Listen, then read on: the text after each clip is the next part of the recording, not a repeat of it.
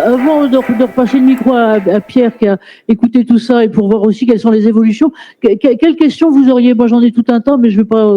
Voilà, madame, vous, il faut parler assez proche du micro si vous voulez bien. Bonjour Corinne, c'est passionnant et très intéressant. Maintenant, au niveau de l'accessibilité à cet outil, est-ce que c'est possible pour des petites entreprises? Parce que là, on a deux grands groupes. On ne va pas dire qu'ils sont gros parce qu'ils sont minces. Mais Non, vous n'êtes pas gros. L'entreprise est imposante, mais... Moi, je me suis posé cette question-là aussi. Je me suis posé cette question-là et puis en interne, on m'a dit, mais c'est quoi ton ROI? Donc, ton retour sur investissement si on achète ça? Et là, je leur ai dit, mais je vais gagner énormément de temps et je vais pouvoir me consacrer à d'autres choses.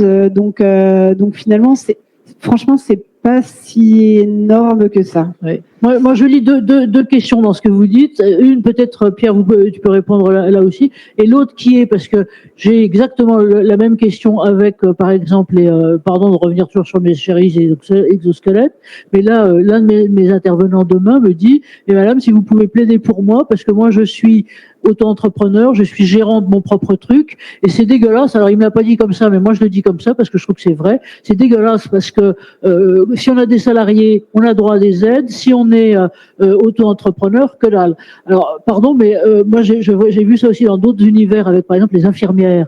Et oui, parce qu'on travaille pas mal sur le monde des soignants et sur les infirmières libérales et les pauvres filles, ce sont généralement des filles. Effectivement, pas d'appui de ce côté-là.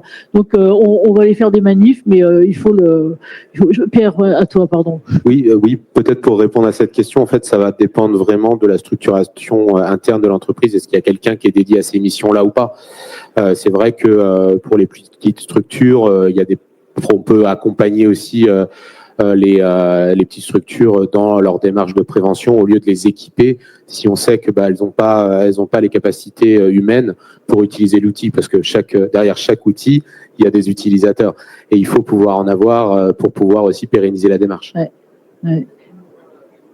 Pardon, merci.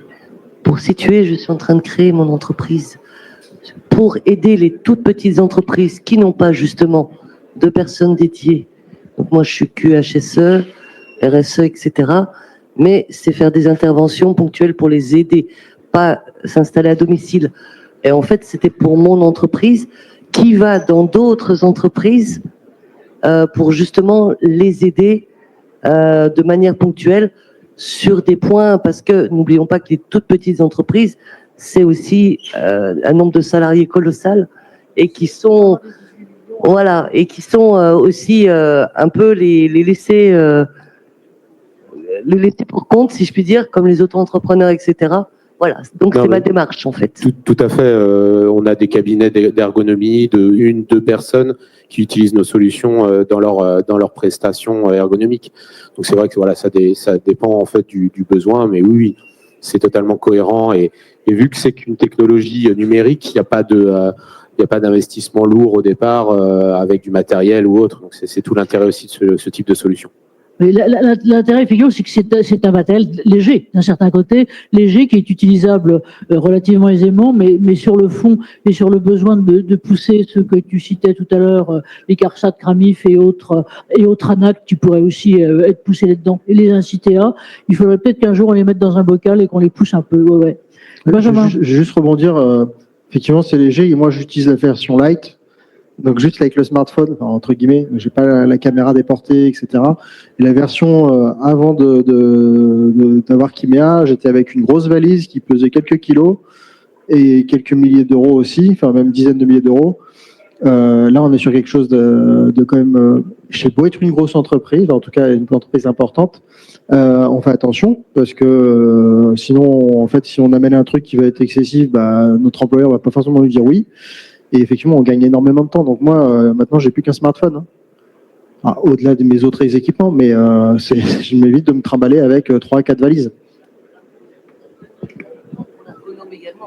Oui, effectivement. Je répète ce qu'Adam a dit. L'ergonomie est importante pour tout le monde, mais c'est aussi important pour l'ergonome de faire attention à lui. Hein.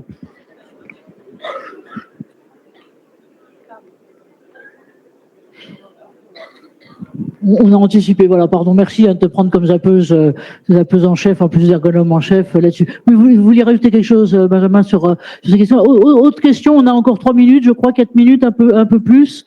Et puis, voilà, j'arrive. Désolée, je ne saute pas de l'estrade parce que je pourrais tomber. Merci. Merci. Bonjour, Margot. J'avais une question. C'est comme vous avez des retours sur l'utilisation de cet outil, est-ce que vous savez un peu dans quel secteur d'activité c'est le plus utilisé, et notamment si vous aviez des retours sur le secteur de la santé, voilà, sur les soignants? Question très importante. Alors, il faut en revenir non pas en deuxième semaine, mais dans le préventica suivant, parce que nous, on se centre sur soignants médico-social en octobre. Pierre. Alors oui, totalement. Donc, la solution, elle est utilisée dans différents secteurs. On passe de l'aéronautique à l'agroalimentaire, mais on travaille également avec les aides à domicile, les ADMR. Par exemple, l'ADMR 64, qui est un client à nous depuis de longue date et qui l'utilise plutôt sur de la sensibilisation. On en parlait de pouvoir en fait avoir un visuel qui est très important. On travaille avec des CHU également, avec tous les services ergo des CHU. Donc la santé malheureusement aussi est très sinistralisée au niveau des TMS. Donc c'est un réel enjeu et oui, la solution s'adapte parfaitement aux différents secteurs qu'on peut trouver. Et c'est ce sur quoi aussi on peut, je pense, avoir des résultats très vite, parce que on parlait tout à l'heure de la fragilité du capital humain et particulièrement là, pour le coup des équipes de soignants. On sait que ce sont des métiers qui sont difficiles, taux de féminisation très important, quelquefois pas toujours un suivi globalement même de santé personnelle qu'il faut, mais ça c'est une autre question, et dont le problème va croître, parce que tu parlais de la DMR là, dans tout ce qui est les aides à domicile, qui sont encore un point particulier. On sait qu'on a des moyennes d'âge qui sont c'est très féminins, qui sont supérieures à 49 ans, et donc quand il y a à soulever les malades et autres, il y a effectivement des actions à faire, à anticiper, à prévenir. Merci de la question, elle est tout à fait importante. Autre question? Non, oui, vous avez tout à fait le droit, vous avez le micro, vous sautez dessus. Mon autre question, c'était par rapport au schéma qu'on voyait. C'est vraiment sur le haut du corps, mais il n'y a pas d'indicateur sur les jambes. C'est ce que j'ai vu au schéma, mais je ne sais pas si ça s'adapte à votre utilisation peut-être. Alors en fait, ça dépend des normes qu'on utilise. Donc sur la solution, il y a différentes normes. Donc là, sur les illustrations, c'était plutôt du RULA, donc Upper Limb Assessment, mais on a aussi le Entire Body qui s'adapte plus au domaine médical, donc qui prend en compte l'ensemble du corps. Merci beaucoup. Merci à vous. Alors, on est sur le final, une question encore, sinon je vous demanderai peut-être à chacun votre phrase viatique, c'est-à-dire voilà, sur la question globale des intégration des data, intégration de l'innovation et côté ergonomique, pour aller vers une compréhension, encore une fois, vers les deux, c'est-à-dire à la fois vers l'opérateur ou l'opératrice et vers la direction. Qu'est-ce qu'il faut retenir? Samia, puisque vous avez le micro, à vous.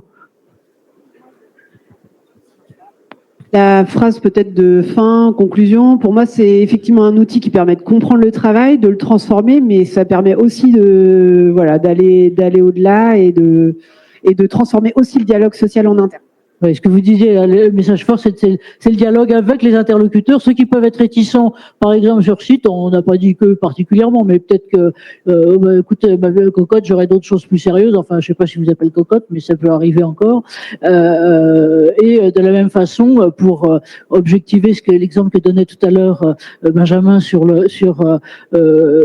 les ateliers de femmes. Alors d'abord, c'est des ateliers de bonnes femmes, et puis en plus, c'est des petits poids, si on peut dire, qu'elles manipulent, mais au bout de la journée, ça fait combien par rapport aux autres? Ça, je crois qu'effectivement, c'est tout à fait important. Benjamin, de votre côté? J'aurais conclu en disant bon appétit, mais avant ça, non, c'est surtout rendre accessible l'information. Samia l'évoquait tout à l'heure, rendre visible ce qui est invisible, donc rendre accessible, compréhensible, intelligible à tout le monde, parce que c'est vrai que des fois c'est un métier, on nous dit qu'on est des experts, etc., mais en fait, oui et non, à un moment donné, cette partie-là peut être, mais finalement, elle n'est pas si experte que ça. C'est juste que quand on sait utiliser les bons outils, après, on comprend facilement.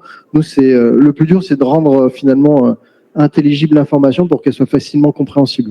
Une fois que c'est fait, les gens, après, vous avez très bien compris, vert, jaune, rouge, les petits bonhommes, etc. Non, bah, avant, c'était plus compliqué de mettre ça en lumière. Maintenant, c'est hyper simple et la technologie nous aide aussi à ça pour évoluer vers ça. C'est accessible, intelligible, applicable et dialogable, ce que vous soulignez. Et Pierre, de ton côté, alors j'aimerais te pousser aussi sur une pente savonneuse qui est celle de la conception. C'est-à-dire, Oui. c'est bien sur l'existant, mais sur l'avenir. Non, mais déjà, complètement d'accord. Je pense qu'il y a l'implication de l'ensemble des parties prenantes et notamment, notamment des collaborateurs, parce que les technologies permettent de rendre visibles des contraintes et de mettre en mots, et donc de créer du dialogue social. Et je trouve que ça, c'est une très grosse force de pouvoir aussi objectiver et chiffrer pour pouvoir convaincre et sortir surtout des silos.